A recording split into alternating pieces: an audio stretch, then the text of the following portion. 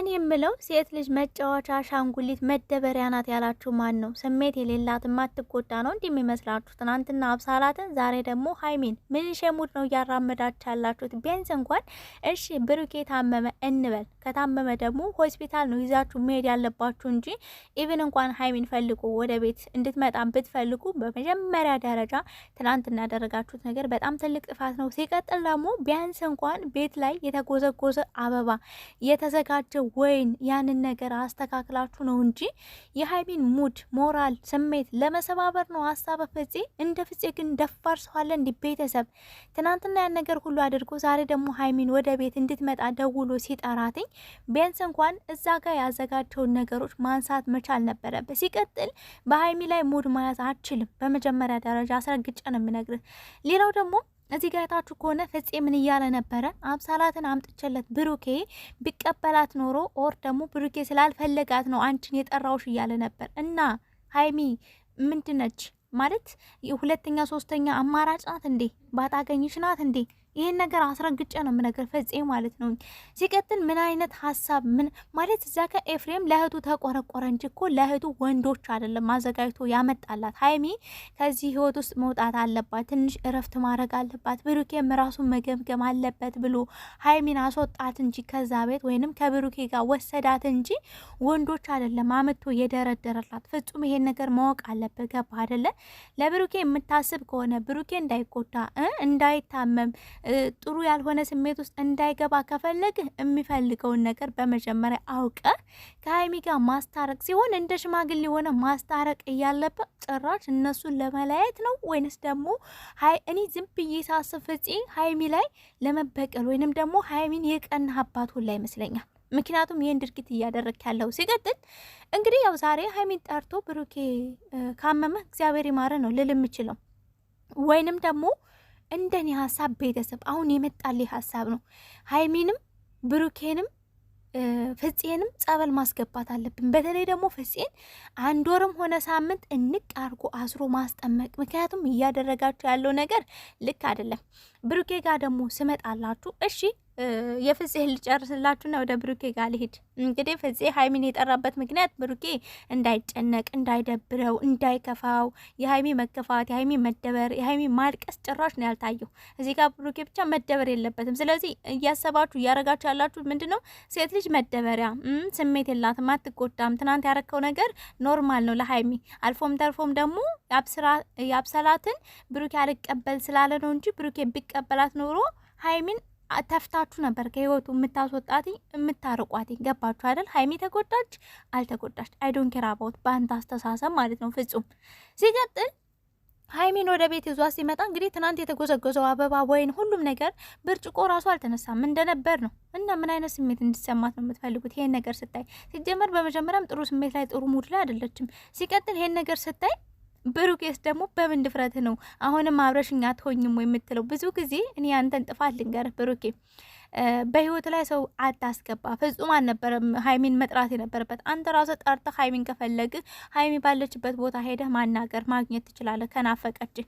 ግን ከዚህ በፊት ላስታውሳችሁ በሀይሚና ብሩኬ መካከል ብዙ ነገር በተፈጠረ ሰዓት ላይ ብሩኬ ላሽ በቃ የሆነ ጉርር ብለህ ነበር ትታት የምትወጣው። ሀይሚ እንደዛ ስትጎዳ፣ ስትጨነቅ፣ ስታለቅ፣ ስትቆስም ቤት ውስጥ ብቻዋን ብዙ ጊዜ ስትቆይ እንግዲህ ከቪዲዮ አንጻር ከምትለቁልን አንጻር ነው እየተናገርክ ያለሁት። ይገባል?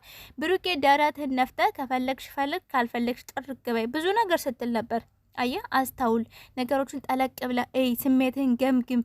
እንደመጣልህ መናገር የለብህም። በጣም ብዙ ጊዜ እንደዛ የምለው አየህ፣ አሁን ስሜቱ ገባህ አይደል? ሀይሚ የነበረችበት ስሜት እያንዳንዶች ነገሮች እየገባህ ነው።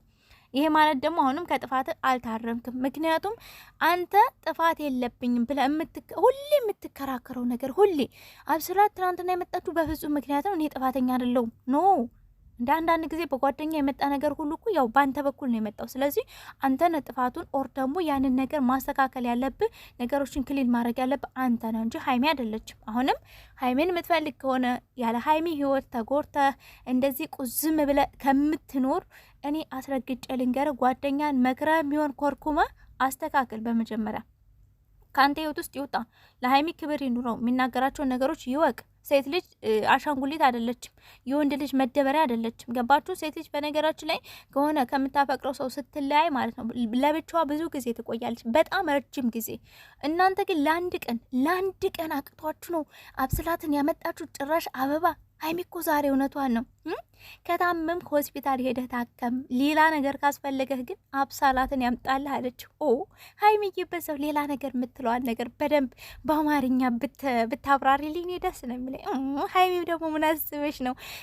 ምን ለማለት ፈልጌ ነው እንዴ? ትንሽ እኮ ጋብ ይፈጠራል። ትንሽ እኮ ራሴን ላዳምጥ የሚባል ነገር አለ እንዴ?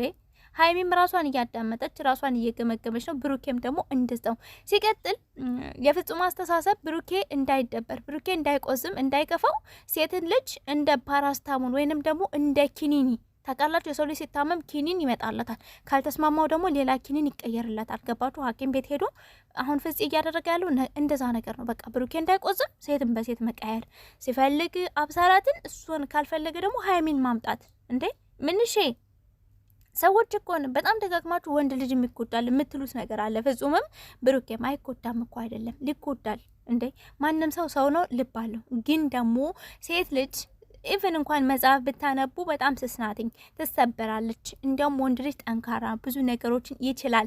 ገባችሁ አይደል? ሀይሚ ቆዝማ ብቻዋን አቀርቅራ ከእናንተም ከወንድሟም ከብዙ ነገሮች ብዙ በደል ደርሶባት ብቻዋን እየተቋቋመች እያለ እናንተ ግን ለአንድ ቀን ለሁለት ቀን አቅቷችሁ ሴትና ወይንና አበባ ይዛችሁ መጣችሁ። እና ታዲያ እስኪ ልዩነቱን በደንብ ይዩት፣ በደንብ መርምሩትኝ። ገባችሁ አይደለ? እንግዲህ ብሩኬ ዛሬ ያው ሀይሚን ይቅርታ አላረግሽልኝም ወይ አብረሽ እንድትሆኝ እፈልጋለሁኝ፣ እኔ ያላንቺ መኖር አልፈልግም፣ በቃ ታስፈልጊኛለሽ፣ አንቺም ነገሮችን ታይ እኔም ነገሮችን ልተው፣ የሚመጡ ጥፋቶች ሁሉ በእኔ ምክንያት አይደሉም ብሎ ሀይሚን ለማሳመን ሞክሮ ነበር። ግን ሀይሚዬ ቆርጣለች። የምሬን ነው የምላችሁ። አሁን ላይ የሆነ አንዳንድ ጊዜ ማለት ነው የሆነ ቆስላችሁ እዛ ቁስል ላይ የሆነ ነገር ቢገባባችሁ ራሱ ምንም አይመስላችሁም፣ ትቋቋሙታላችሁ። ገባችሁ? የለመዳችሁት ነገር ወይንም ደግሞ በቃ ጠንካራ ያደርጋችኋል። አንድ ልክ እንደነገርኳችሁ ነው ሚስማር ሲወገር ከላይ እንደሚጠብቀው ሁሉ ሀይሚ ስሜቷ በጣም ጎበዝ ናት አሁን ላይ ማለት ነው፣ ጀግና። ምክንያቱም እንደዚህ ካልሆሽ ልክሽን አያውቁም። በብሩኬ ዙሪያ ያሉ ጓደኞቹም ብሩኬም ነገሮችን በደንብ መረዳት መቻል አለባቸው። ገባሽ አይደለ? አሁንም ደግሞ ቶሎ ይቅርታ ብታረጊ ለብሩኬ ተለያይተው አይለያዩም። ይሄን ነገር ማወቅ አለባቸው ቤተሰብ። ቶሎ ይቅርታ ብታረጊለት ያ የተለመዱ ነገሮች መምጣታቸው አይቀርም። ስለዚህ ለአንዴና ለመጨረሻ ጊዜ ክሊን መደረግ ስላለባቸው ሀይሚዬ ቆራጥነትሽን ወድጀዋለሁ። ያ ማለት ደግሞ ትለያያላችሁ ማለት አይደለም። ከዚህ በፊትም ለ50-60 ጊዜ ተለያይተናል ብላችኋል፣ አልተለያያችሁ። በዚህ ደግሞ 100% እርግጠኛ ነው። የገባችሁ አይደል? ግን የፍፄ ማጨብጨብ እኔ አልተመቸኝም። ብሩኬ ደግሞ ቆፍጠን በል እንደ ወንድ ማለት ነው። ቆፍጠን ብለ ነገሮች ለማስተካከል ሞክር እንዴ። ፍጹምም ቢሆን ጓደኛ ነው። ፍጹም ማለት ጓደኛ ከሆነ ያው አንተ ማለት ነው። ገባ አይደለ? በዙሪያ የሚመጡ ሰዎችን ደግሞ ሴቶች አንድ ሁለት እያሉ እየመጡ ስለሆነ አሁንም ነገሮችን ስቶፕ አድርገ አቁም። ሀይሚን የምትወዳትና የምትፈልጋት ሪል ከሆነ ማለት ነው፣ ሪል የምትወዳት የምትፈልጋት ከሆነ ጥርግ አድርገህ ከህይወት ውጭ ያስወጣቸው፣ ከሀይሚ ውጭ ማለት ነው። ምክንያቱም አንተም ሰላም መሆን ስላለብህ፣ አንተም እንዴ ነው በቃ ደስ የሚል ህይወት ስለሚገባ የኔ ምክር ነው። የእህትህ ቤተሰቦች ባባይ